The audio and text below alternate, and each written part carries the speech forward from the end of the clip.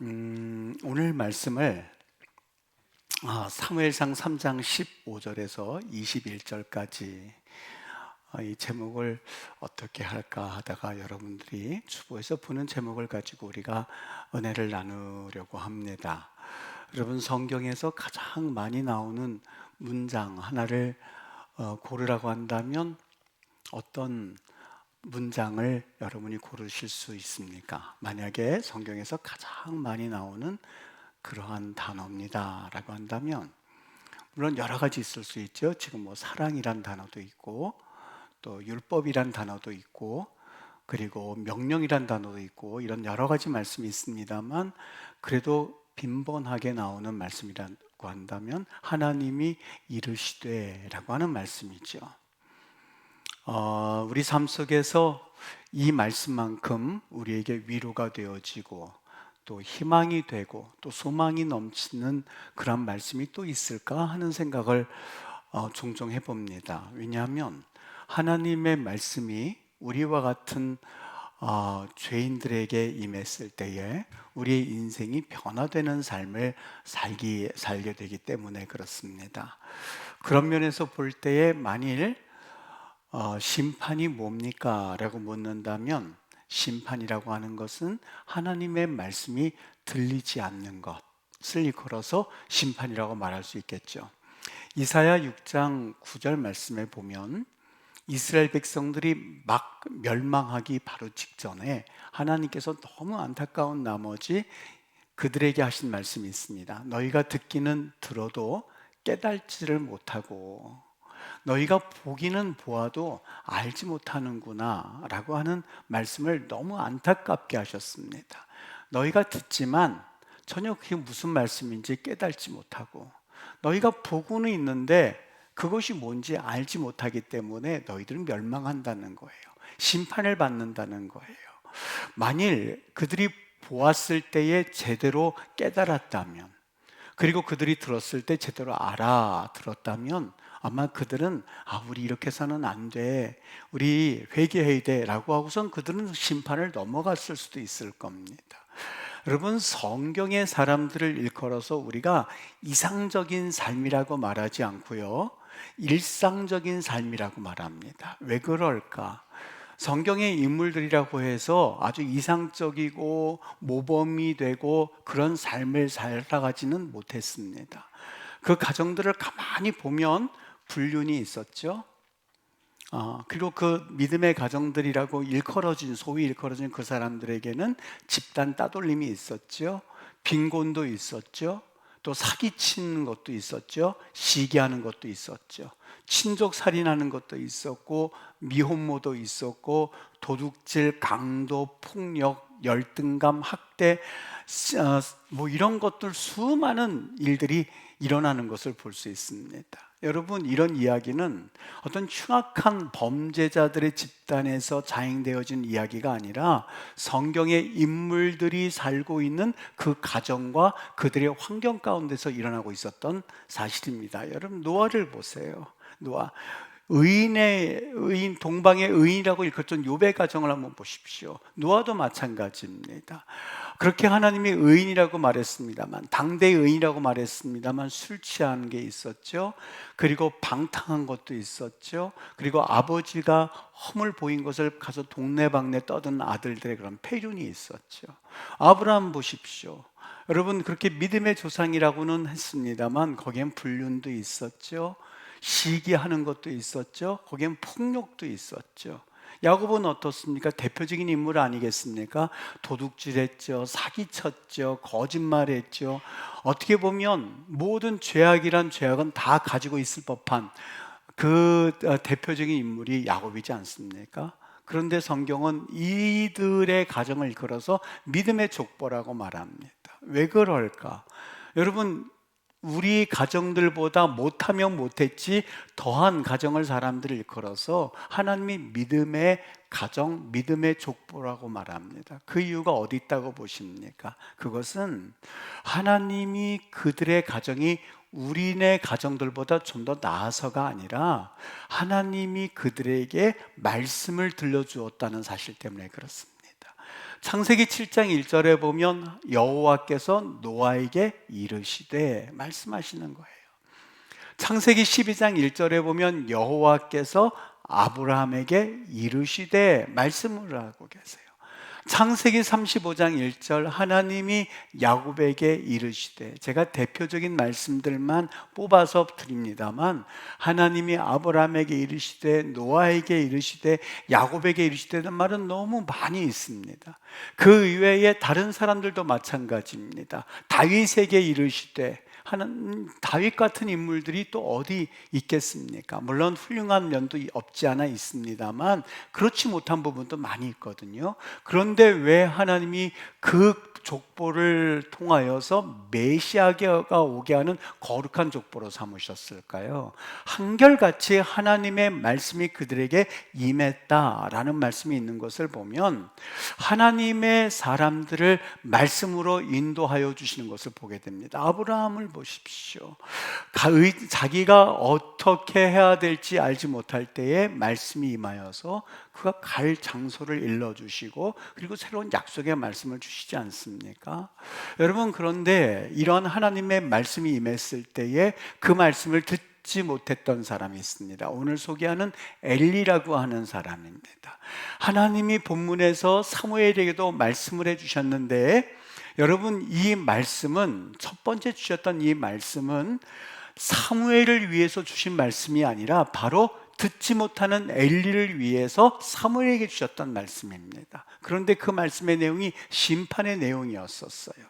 오늘 말씀 15절 말씀에 보면 사무엘이 그 하나님의 이상을 보고 그 이상이 너무나 무서워서 엘리 제사장에게 자기가 본 이상을 말하기를 두려워했다라고 되어 있습니다. 여러분, 한번 생각해 보세요. 사무엘이 살면서 처음으로 들은 음성이거든요. 하나님의 음성이거든요. 여기 보니까 이상이란 말을 원래는 하존이란 말을 쓰는데 마르에란 말을 썼습니다. 무슨 얘기냐면, 똑같은 번역하면 이상이란 말인데 이 마르에라고 하는 말은 눈에 보기에 너무 생생하게 보이는 것을 강조하는 표현입니다. 우리가 어떤 거는 꿈 꿨을 때에 일어나면 금방 잊어버리죠. 그런데 이것이 너무 명확하다는 소리예요. 여기에서 이상은 그가 환상 가운데 봤는데 그것이 그냥 보고 기억되지 않을 만큼 그냥 아무것도 아닌 것으로 취급되어지는 것이 아니라 너무 명확해가지고 그 본 것이 지금도 현실에서 나타날 만큼 무서울 만큼 명확하게 보이는 것을 일컬어 표현할 때 말의 이상이라고 번역을 했습니다만 그 이상의 의미입니다. 다시 말하면 사무엘이 말씀을 들었거든요. 하나님께서 이상을 보여주셨거든요.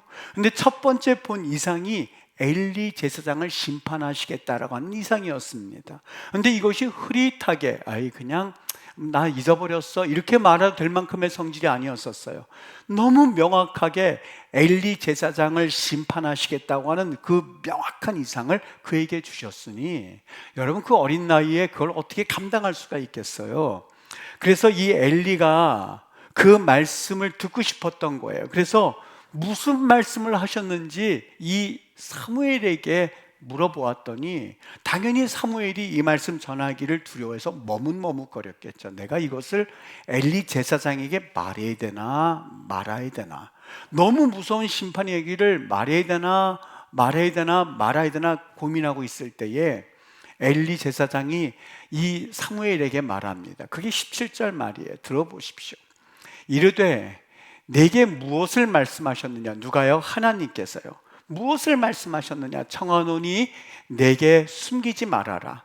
내게 말씀하신 모든 것을 하나라도 숨기면 하나님이 내게 벌을 내리시고 또 내리시기를 원하노라 하는지라. 여러분, 엘리 제사장은 하나님이 사무엘에게 무슨 말씀을 하셨는지를 듣기를 원했어요. 그런데 저는 이 말씀을 읽다가 마음이 너무 서글펐어요. 굉장히 아팠어요.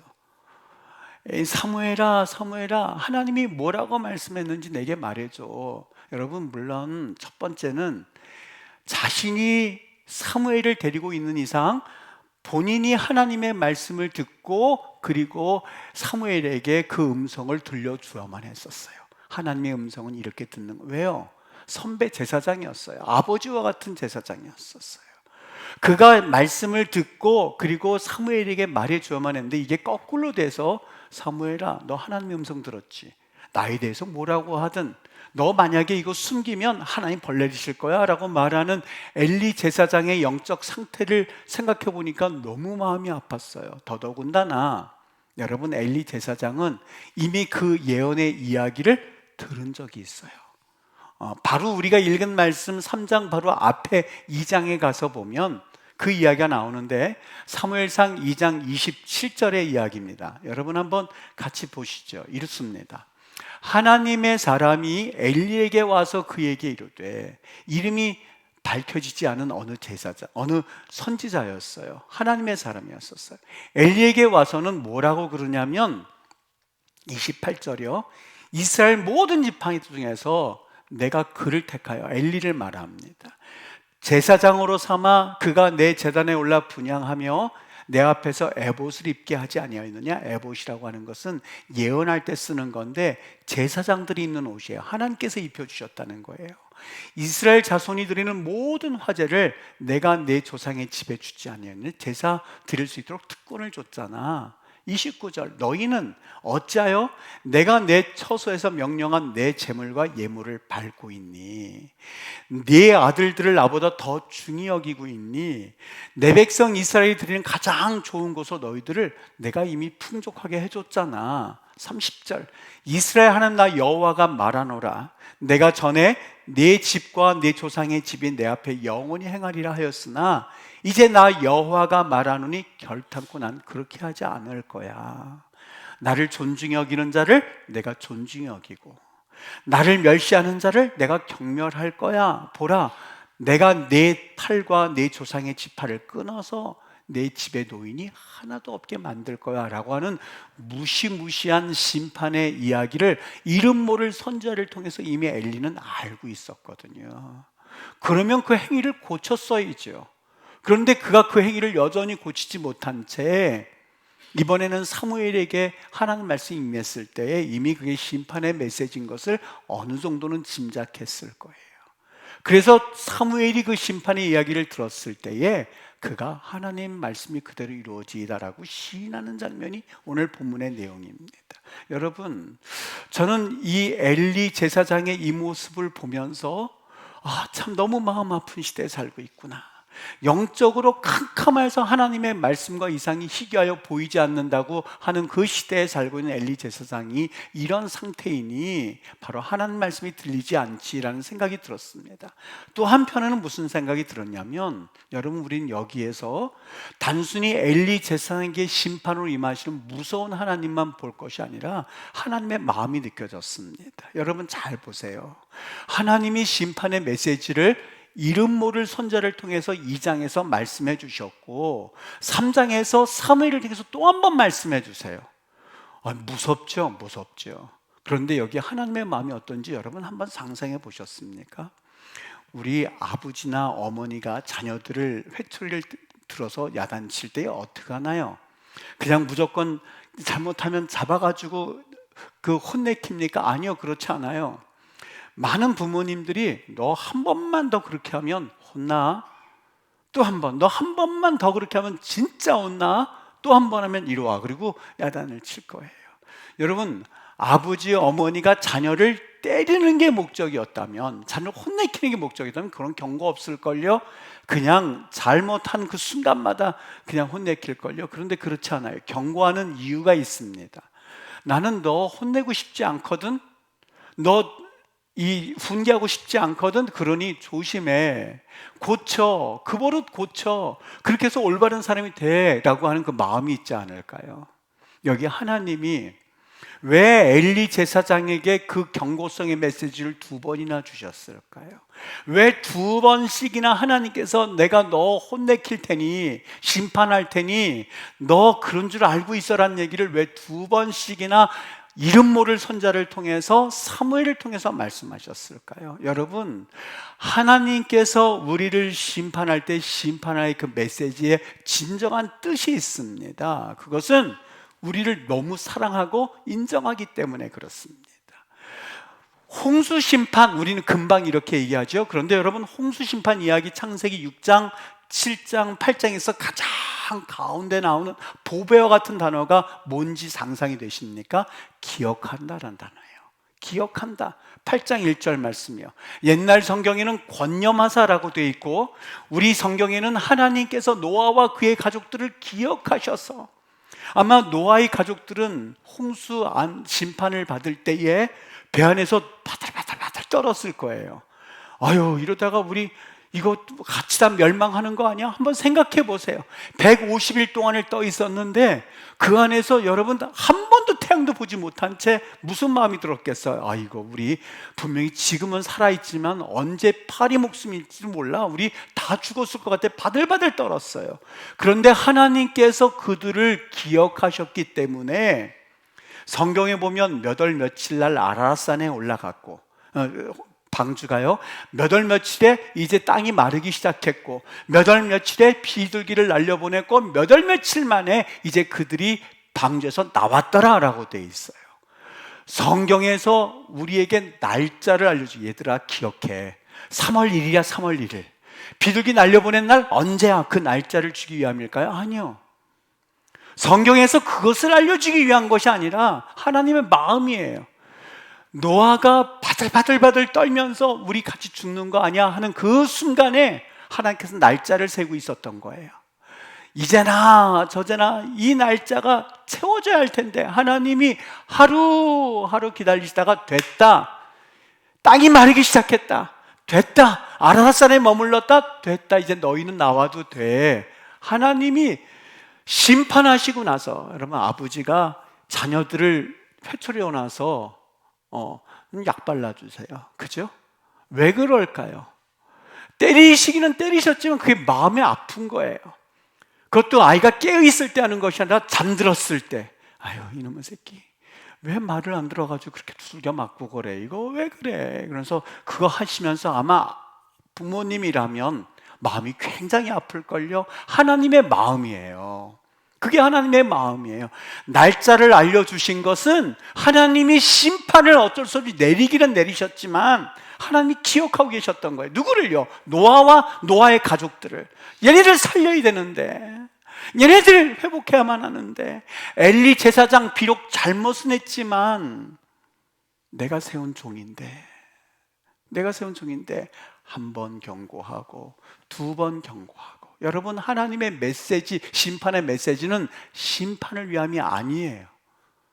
잘 기억하세요. 하나님이 회개케 하여서 회복하여서 심판을 거두시기 위한 하나님의 그 의지가 담겨져 있는 거예요. 두 번째는요, 오늘 바로 전 본문 말씀에 나를 존중히 여기는 자는 내가 존중히 여기겠다 말씀하셨어요. 두 번째는요, 잘 들으십시오. 첫 번째는 돌이켜서 회개하기 위함이요, 또 하나는 하나님이 존중받기를 원하시는 거예요. 근데 이 존중받기를 원하는 것에서 또 하나 의미가 담겨져 있는데 무슨 얘기냐면, 여러분, 하나님이 우리에게 존중받기를 원하시는 것이 무슨 의미일까?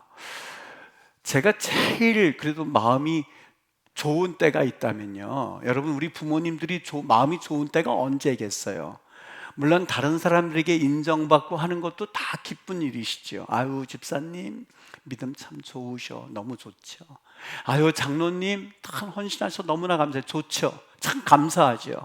우리가 다른 사람들이 인정받는 것은 너무 기분 좋은 일이에요. 그런데 정말 기분 좋은 거는 뭔지 아십니까? 목회자가 인정해드리고 성도들이 인정해주는 것보다 더 좋은 일은 뭔지 아십니까? 여러분의 자녀들이, 우리 아버지는 그래도 참 믿음이 있어.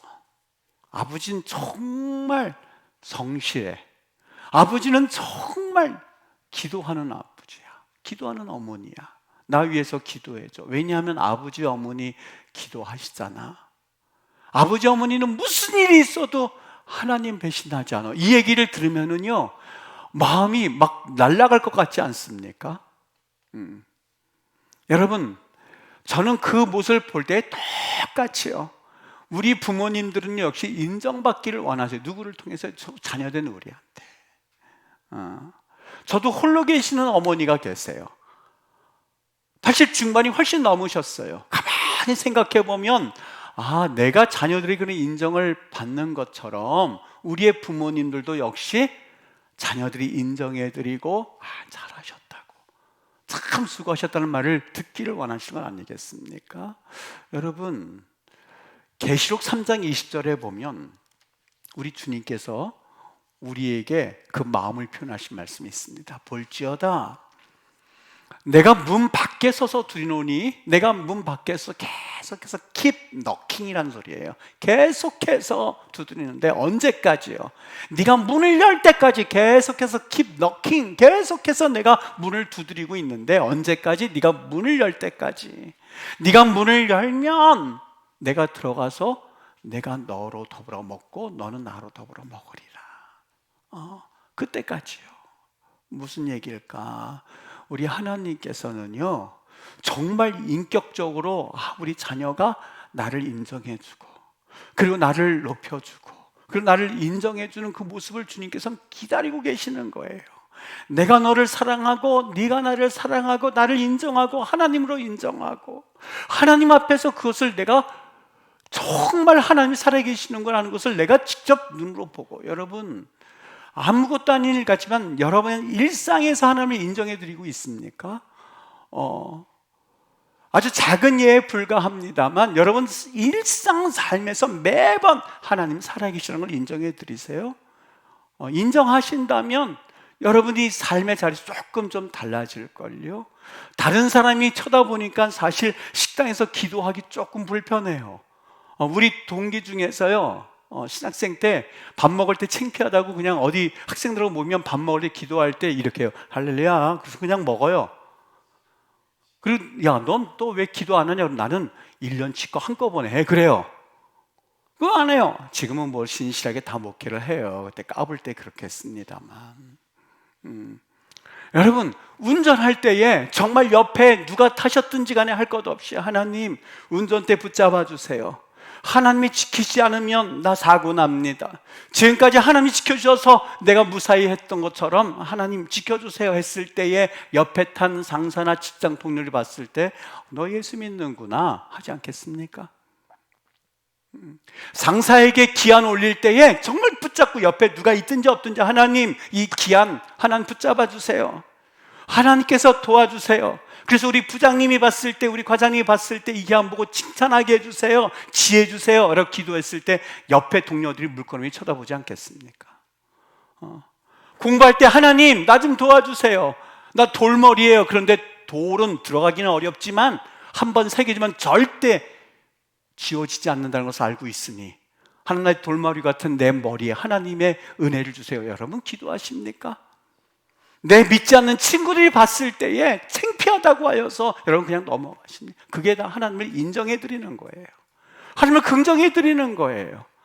여러분 참 인상 깊은 장면 하나를 얘기를 하다고 한다면, 부모님들이 학교에 올 때에 정말 삐까번쩍하게 오면 자녀들이 가서 엄마 손을 금방 붙잡습니다.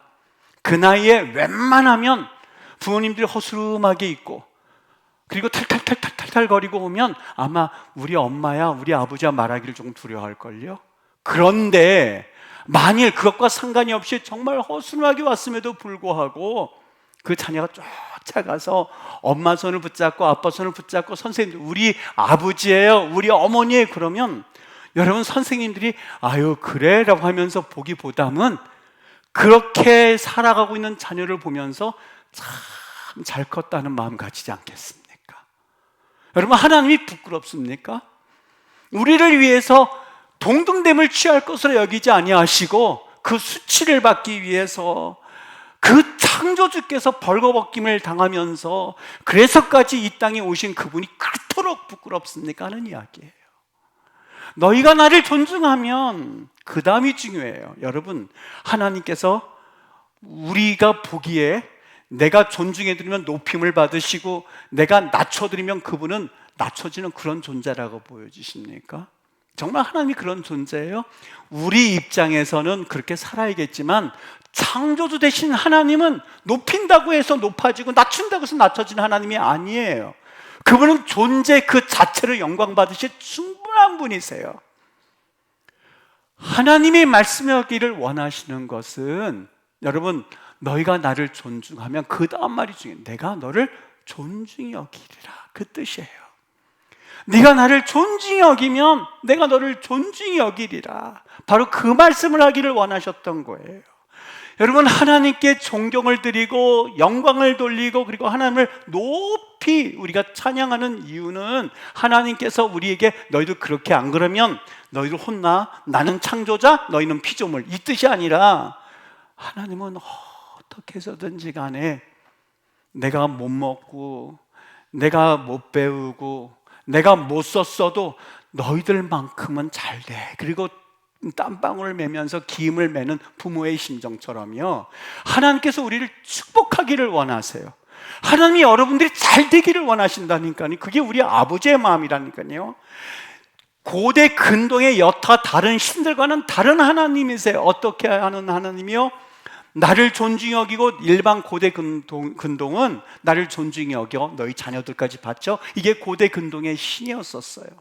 근데 하나님은 여기 하나 더 우리에게 말씀하시고자 하는 이유가 있는데, 나를 존중히 여겨라, 내가 존중히 여김을 받고 싶어서가 아니라, 그렇게 할 때에 아이 그 자녀 잘 컸네 칭찬받는 것처럼 너희가 존중히 여김을 받도록 하나님께서 그것을 계획해 놓으셨기 때문에 그래요. 엘리는 실패했죠. 어떻게 실패했어요? 여기 사무엘상 4장 18절에 가서 보면은요, 그가 하나님을 존중히 여기는데 실패했거든요. 여러분, 일생 가운데에 우리 하나님을 존중히 여기지 못한 채 살아가는 인생들이 성공한 예를 본 적이 없습니다. 엘리 제사장은 첫 번째 경고, 두 번째 경고에도 하나님 앞에 돌아서지를 못했어요. 4장 18절에 보면 하나님의 궤를 빼앗겼던 적이 있었거든요. 그 빼앗겼다고 말을 할 때 엘리의 삶이 어떻게 되냐면, 들어보세요. 18절 말씀이에요. 하나님의 궤를 말할 때에, 엘리 제사장님, 우리가 전쟁터에서 블레셋 민족에게 궤를 빼앗겼다고 합니다. 그 말할 때에 엘리가 자기 의자에서 뒤로 넘어져 문 곁에서 목이 부러져 죽었으니 나이가 많고 비대한 까닭이라 그가 이스라엘의 사사가 된 지 40년이었더라. 여러분, 이 말이요, 전 보면서 와, 하나님, 이 뭐라 그럴까, 이 어법인데 좀 비아냥거리는 어법이에요, 이게요. 왜냐하면 여기 비대했다라는 말이, 우리는 의자에 앉아있다 뚱뚱하니까 아이고 그랬다 그냥 툭 넘어져서 목 부러 죽은 거, 이것만 연상하거든요. 근데 비대했다는 말이 카보드란 말을 씁니다. 카보드. 그 말 어디서 들어보셨죠? 하나님의 영광이 떠났다 했을 때 이가봇, 똑같은 말이에요. 이가봇, 그 모세의 어머니 게벳, 카베드, 똑같은 말이에요. 무슨 얘기냐면, 하나님의 영광으로 살아야 될 그 인생, 하나님께 영광 돌리며 살아야 할 그 인생이 죽었네, 저렇게 비참해 죽었네 하는 것을 좀 비아냥거리는 말투를 하는 말이 오늘 본문의 내용이에요. 의자에서 뒤로 넘어갔다든가 그냥 일반 의자에 앉았다가 뒤로 넘어간 걸로 생각하는데, 구약 성경에 이 의자란 말은, 그 말이요 48번이 나오는데 48번 모두 다 왕의 왕자를 얘기할 때 이 의자란 말을 씁니다.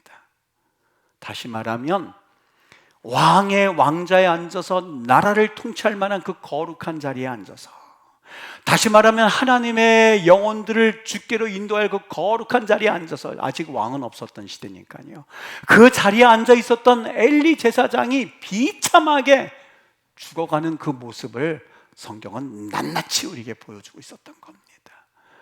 하나님을 존귀 여기는 자는 존귀 여김을 받을 것이요, 하나님을 경멸히 여긴 자는 하나님께서 그도 경멸할 거라고 하는 그 말씀이 그대로 성취되는 장면이지 않습니까?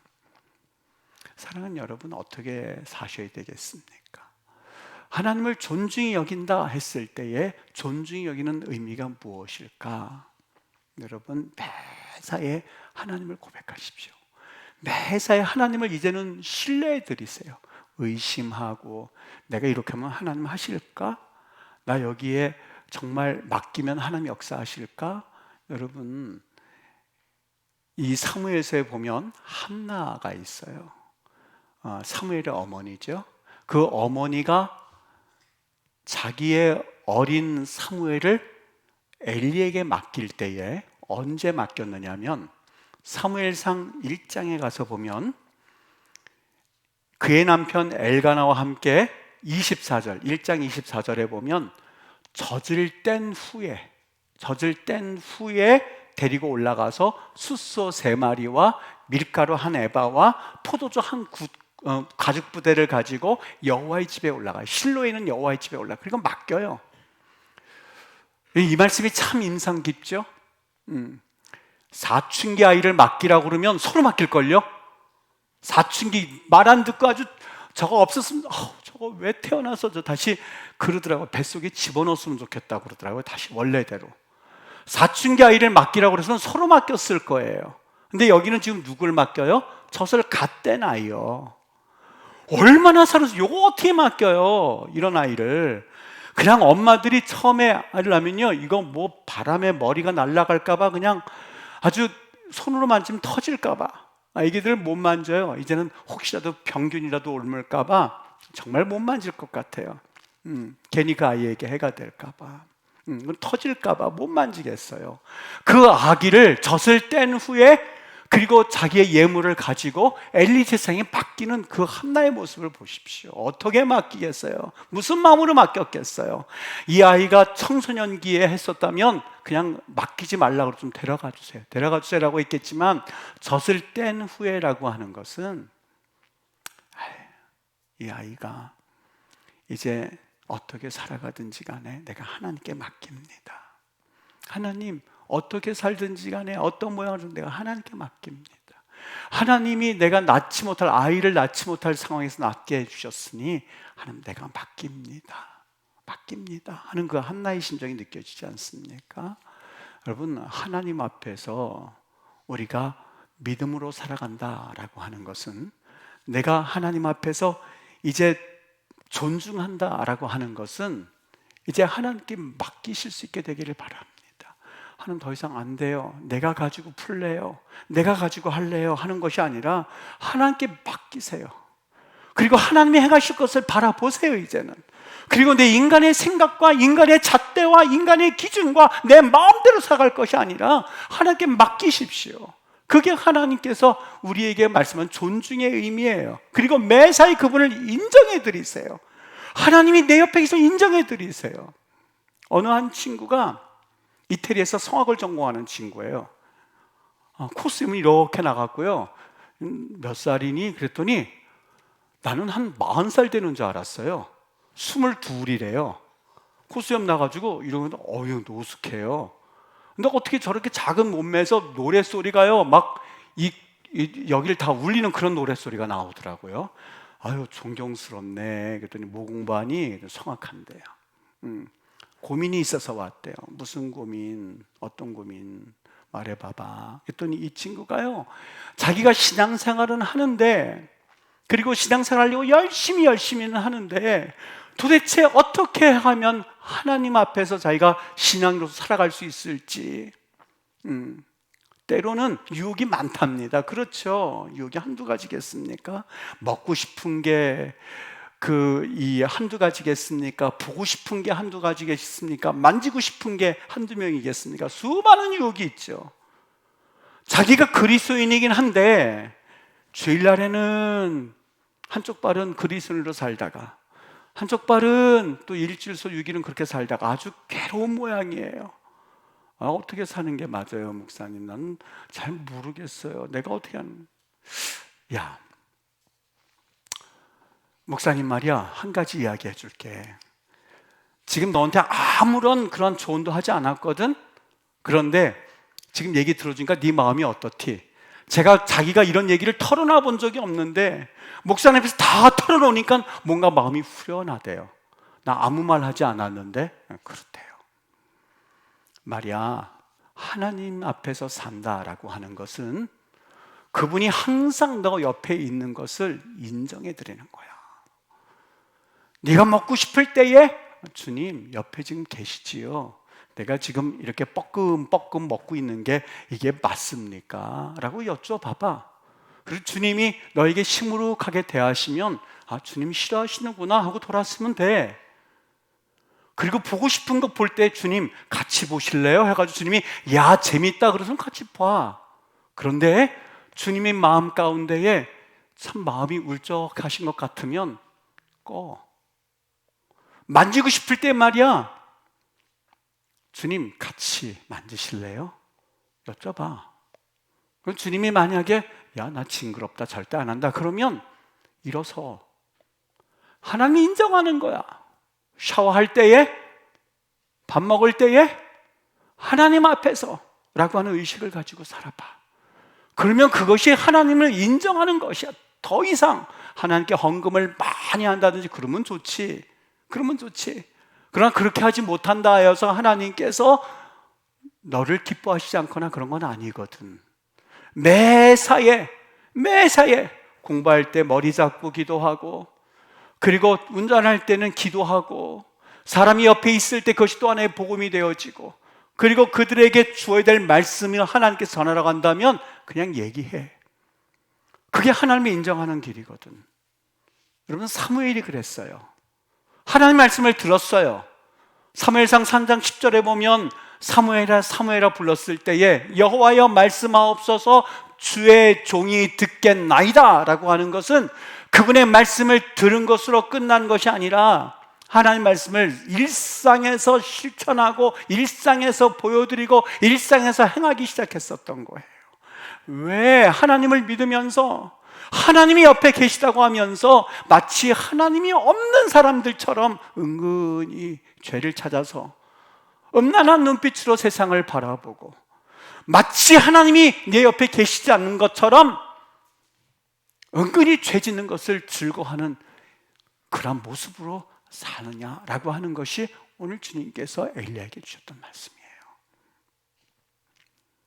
여러분, 사무엘이 이렇게 살았더니 3장 20절에서 이렇게 말합니다. 단에서부터 브엘세바까지, 그거는 이스라엘 전체를 말하거든요. 단에서부터 브엘세까지의 온 이스라엘이 사무엘은 여호와의 선지자로 세우심을 입은 줄을 알았더라. 하나님을 존중히 여기고 하나님을 소중히 여겼더니 하나님께서 그를 인정해 주기 시작하는 거예요. 그를 높여주기 시작하는 거예요. 내가 높아지려고 하고 내가 선자야 말한 것이 아니라 그가 하나님의 말씀을 듣고 인정해 드렸더니 하나님께서 세우시는 거예요. 여러분, 직장이든 아니면 여러분의 사업장이든 할 것 없이 높아지려고 노력할 것이 아니라 하나님의 말씀에 대해서 내가 일상에서 순종해 드리기를 원하세요. 순종해 드리기를 원하세요. 그리고 그분을 고백하세요. 이뿐만이 아니에요. 21절 보실래요? 여호와께서 실로에서 법궤를 빼앗겨서 그 자리에서 엘리가 목이 부러져서 죽었거든요. 이번에는 어떤 일이 일어나면 그가 말씀을 순종하고 나아갔더니 21절 여호와께서 실로에서 다시 나타나시되, 또 한 번 반복해요. 여호와께서 실로에서 여호와의 말씀으로 사무엘에게 자기를 나타내시니라. 실로란 말을 2번을 썼죠. 그리고 히브리 용법 쓴 것에 의하면 반복적인 말이에요. 말씀에 대해서 하나님이 다시 나타나고 목회자가 기도해도 응답을 받고 집사님들이 기도해도 응답을 받고 권사님들이 기도해 응답을 받고 응답받고 하는 말이 다시 나타나시되 여러분, 중요한 것은 정말 그곳에 살아계신 하나님의 임재가 있느냐라고는 더 중요합니다. 걱정하지 마십시오. 여러분 인생 가운데 하나님이 응답하고 계십니까? 그걸 묻고 그러한 그 성경의 질문 앞에 Yes Lord, 맞습니다, 하나님 여기 계십니다 라고 고백하실 수 있으셔야 돼요. 여러분, 우리 교회에, 우리 가정에 이런 놀라운 하나님의 임재를 경험하게 하시는 주님의 그 은혜가 가득 넘치게 되기를 주의 이름으로 축원합니다. 저는 여러분 넘어지지 마십시오. 일상에서, 여러분이 있는 일상에서 두부를 썬다든지 팔을 다듬다든지 아니면 밥을 지을 때도 기도하세요. 하나님, 이런 가운데서 우리 자녀들이 하나님 앞에 믿음으로 순종하는 영의 양식도 받게 하옵소서. 한마디 기도하시는 거예요. 어떻게 24시간 기도하겠어요? 잠잘 때에도 여러분 여러 가지 나쁜 꿈으로 악몽을 꾸는 것이 아니라 하나님 기도하세요. 그러면 은혜를 주시면 하나님이 잠잘 때도 기도하다가 깨요. 막 기도하다가 주여 하다가 깨고요. 하나님 방언 기도하다가 깨고요. 하나님 역사하시는 학생들은 그렇게 하고, 사업하시는 분들은 하나님 이 거래처 업체 사장 제가 지금 악수합니다. 지금 악수하는 거 보시지요? 하나님 지금은 사업 거래로 만나지만 복음의 거래로 만나게 해주세요. 기도하세요. 언제 꼭 여기 서서 설교해야만 성직이겠습니까? 아니요. 여기 서서 하면 설교하는 사람 정해져 있겠죠. 그런데 여러분의 삶에서 거룩의 성직을 드러낼 수가 있어요. 어떻게 해요? 밥벌이 하라고 여러분 직장 준 거 아니거든요. 세상에 밥벌이 할 게 왜 그거밖에 없겠어요. 하나님이 우리에게 그 직장을 주신 것은, 우리에게 가족을 주신 것은, 우리에게 사람을 만나라게 한 것은 나를 통하여서 하나님의 거룩을 경험하게 하고, 그리고 하나님을 고백하게 함으로써 살아가는 주의 뜻이 있다는 것을 믿으세요. 여러분 전문적인 종교인 되지 마십시오. 종교인 되지 마십시오.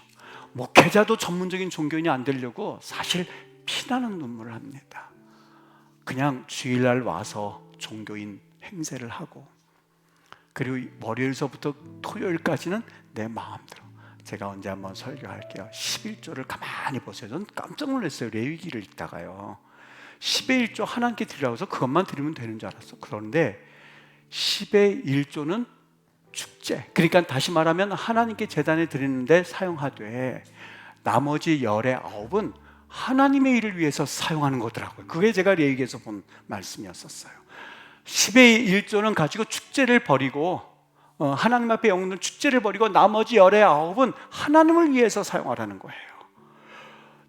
지금까지 알고 있었던 그 10의 1조의 내용과 하나님께서 말씀하셨던 내용과 이제는 다시 한번 새롭게 연결이 되어지면서, 여러분 주일날 하루만 나와서 종교인 행세를 하고, 그리고 종교 노름을 하고, 종교 이게 무대죠. 너희들은 성가대 해. 오늘은 성가대 맡았어. 가면이 성가대예요. 성도들 해. 오늘은 그냥 성도 역할 하시오. 성도 역할이에요. 오늘 설교해. 당신은 목사 탈을 쓰고, 그리고 반주 탈을 쓰고, 집사, 권사, 장로 탈을 다 쓰고 오늘 이렇게 하는 거야. 그게 원래 주일의 의미야. 다 끝나고 나서 끝! 퇴했어. 극장문 닫고 나가는 사람들처럼 나가서는 또 일상으로 그냥 돌아간다면, 여러분 그게 엘리의 모습 아니겠습니까? 몸부림하십시오. 몸부림하십시오. 내가 어떻게 해서 일상에서 주님을 고백할까? 어떻게 해야만 우리 주님을 기쁘게 해드릴 수 있을까? 몸부림으로 시작하십시오. 그리고 하나하나 이제 시작하시는 거예요. 하나님 없이 살아가는 인생이 아니라 하나님을 매사에 인정하고 존경해 드릴 때 하나님 우리를 존중하신다고 합니다. 그렇게 살아가서 우리 하나님을 경험할 수 있게 되기를 주 예수 그리스도 이름으로 축원합니다. 기도하겠습니다.